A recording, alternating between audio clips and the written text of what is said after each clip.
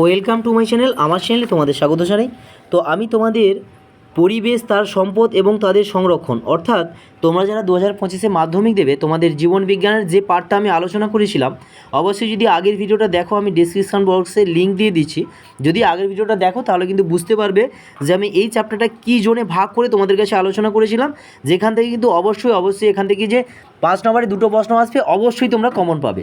তো সেই অনুযায়ী আমি কিন্তু নাইট্রোজেন চক্র, মানে এই যে পার্ট বা চ্যাপ্টারটা, তাকে 4 ভাগে ভাগ করে নাইট্রোজেন চক্র থেকে যে প্রশ্ন আসতে পারে 2, 3 ও 5 নম্বরে সে প্রশ্ন আলোচনা করে দিয়েছি। আজকের পরবর্তী পার্ট অর্থাৎ পরিবেশ দূষণ, এই পার্ট থেকে সবচেয়ে গুরুত্বপূর্ণ 2, 3 ও 5 নম্বরের প্রশ্নগুলো আলোচনা করছি। তোমরা অবশ্যই প্রশ্নগুলো দেখো, এভাবে পার্ট করে পড়লে তোমাদের কিন্তু অনেকটা সুবিধা হবে তোমাদের নাম্বার পেতে, অথবা চ্যাপ্টার ওয়াইজ সমস্ত প্রশ্নগুলো আস্তে আস্তে রেডি করার জন্য। তো দেখা যাক, এই অধ্যায় থেকে 2 নম্বরের প্রশ্ন, মাত্র 10টি প্রশ্ন তোমাদের কাছে আলোচনা করব। 2 ও 3 নম্বরের মাত্র 10টি প্রশ্ন তোমাদের কাছে আলোচনা করবো। যে প্রশ্নগুলো করলে সেখান থেকে অবশ্যই প্রশ্ন তোমরা কমন পাচ্ছ।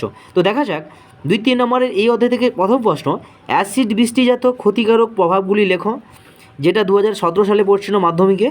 পরবর্তীতে ইউট্রোফিকেশন বলতে কী বোঝো? এই প্রশ্নগুলোর উত্তর যে পারবে না অবশ্যই আমাকে কমেন্ট করে জানাও, আমি কিন্তু উত্তরগুলো তোমাদের কাছে পরবর্তীতে আলোচনা করে দেবো। পরবর্তী প্রশ্ন, জৈব বিবর্ধন বা বায়োম্যাগনিফিকেশন কাকে বলে?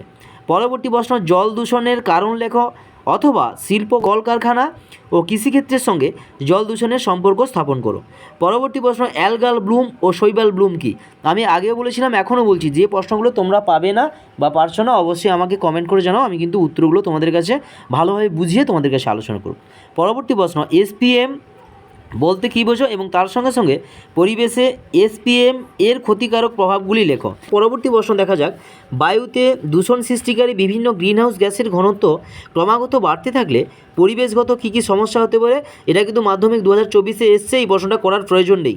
পরবর্তীতে বায়ু দূষণের কুফলগুলো উল্লেখ করো, এটাও কিন্তু মাধ্যমিক 2024-এ এসছে, এই প্রশ্নগুলো করার দরকার নেই। তো এর আগে আমি যে প্রশ্নগুলো আলোচনা করলাম, এই প্রশ্নগুলো তোমরা যদি ভালো করে করো, এখান থেকে কিন্তু 2 নম্বরের প্রশ্ন যদি আসে অবশ্যই তোমরা পাবে।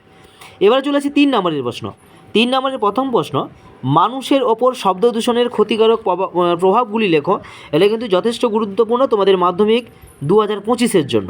পরবর্তীতে আজকাল উৎসব, মানে একই প্রশ্ন অনুরূপ প্রশ্ন হিসাবে আসতে পারে, আজকাল উৎসব অনুষ্ঠানে ব্যবহৃত অতিশয় ক্ষতিকারক শব্দ মানুষের কী কী ক্ষতি করতে পারে? অথবা এই প্রশ্নটা ঘুরিয়ে এভাবেও আসতে পারে, শব্দ দূষণ মানব শরীরের কান ও হৃৎপিণ্ডের ওপর কী কী ক্ষতিকারক প্রভাব সৃষ্টি করতে পারে? মানে একটা প্রশ্ন কত রকমেরভাবে আসতে পারে, এটা কিন্তু মাধ্যমিক 2018 সালে এই প্রশ্নটা এসেছিল। পরবর্তী প্রশ্ন তোমাদের বলে রাখি, পরবর্তীতে মানুষের লাগাম ছাড়া অনেক কাজই পরিবেশ দূষিত করে, এর সপক্ষে 3টি উদাহরণ দিয়ে উক্তিটি সমর্থন করো। এটা হবে মাধ্যমিক 2018 সালে কিন্তু এই প্রশ্নটা এসেছিল।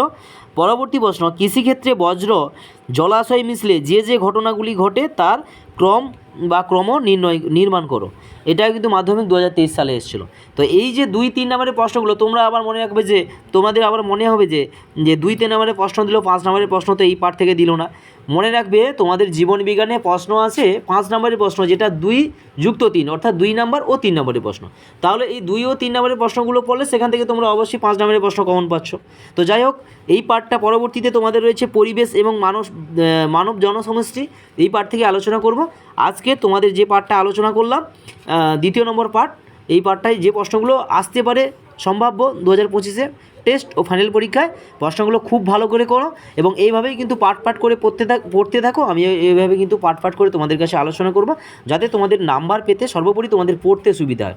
যাই হোক, এরকম ভিডিওগুলো পাওয়ার জন্য অবশ্যই চ্যানেলটিকে একটা লাইক করে সাবস্ক্রাইব করে দাও, যাতে পরবর্তী ভিডিওগুলো তোমরা পেতে পারো।